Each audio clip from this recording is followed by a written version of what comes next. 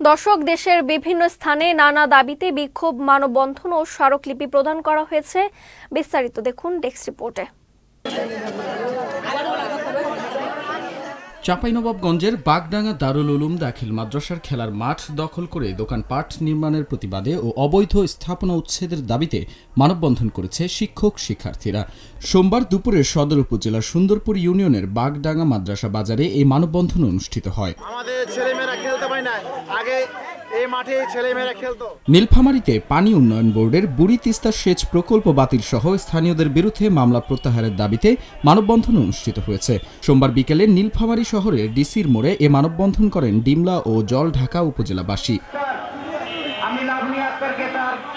গাজীপুরের কাপাসিয়ায় আওয়ামী লীগ সরকারের আমলে ক্ষমতার অপব্যবহার করে নিরীহ মানুষকে নির্যাতন, মামলা দিয়ে হয়রানি ও ভূমিদস্যুদের অভিযোগে এক আওয়ামী লীগ নেতার বিরুদ্ধে মানববন্ধন ও বিক্ষোভ মিছিল করেছে এলাকাবাসী।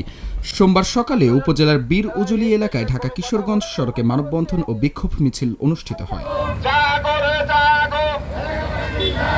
চট্টগ্রামে আইনজীবী সাইফুল ইসলাম আলী হত্যার প্রতিবাদে ও ইসকন নিষিদ্ধের দাবিতে কুমিল্লার লাকসামে বিক্ষোভ মিছিল ও মানববন্ধন অনুষ্ঠিত হয়েছে। সোমবার সকালে লাকসাম পৌর শহরের ধানবাজার এলাকা থেকে একটি বিক্ষোভ মিছিল বের হয়ে বিভিন্ন গুরুত্বপূর্ণ সড়ক প্রদক্ষিণ শেষে কুমিল্লা নোয়াখালী আঞ্চলিক মহাসড়কের লাকসাম বাইপাসে মানববন্ধন অনুষ্ঠিত হয়। বিশ্ব আমির হযরত মাওলানা সাদকে বাংলাদেশে আসতে দেওয়ার দাবিতে প্রধান উপদেষ্টার বরাবর স্মারকলিপি প্রদান করেছে জামালপুর জেলা তাবলিগ জামাত।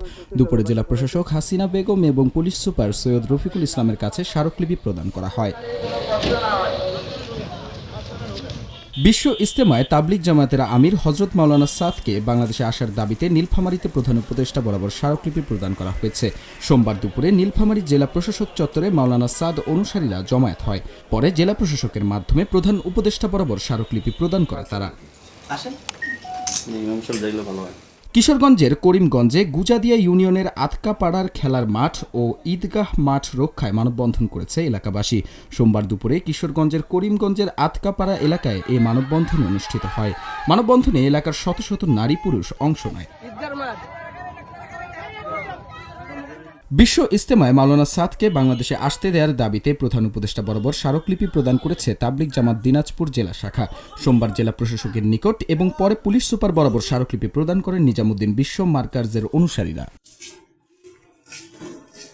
নারায়ণগঞ্জের সিদ্ধিরগঞ্জে সিটি কর্পোরেশনের বর্জ্য নিয়ে চাঁদা দাবির ঘটনায় রানা গংদের বিরুদ্ধে বিক্ষোভ ও মানববন্ধন করেছে পরিচ্ছন্ন কর্মীরা। সোমবার সকালে ঢাকা চট্টগ্রাম মহাসড়কের সিদ্ধিরগঞ্জের ডাচ বাংলা মোড়ে এই বিক্ষোভ ও মানববন্ধন অনুষ্ঠিত হয়।